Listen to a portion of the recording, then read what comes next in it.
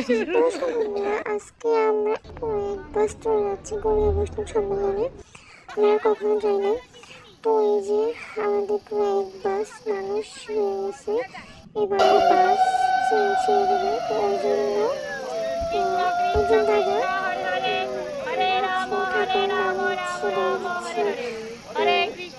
নাম জপ করছে, সবাই মিলে নাম জপ করছে, তারা সবার যাত্রা শুরু হয়।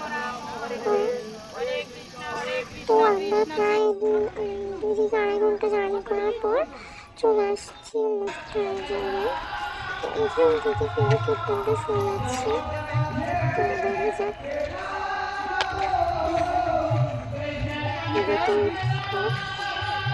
এই যে ঠাকুর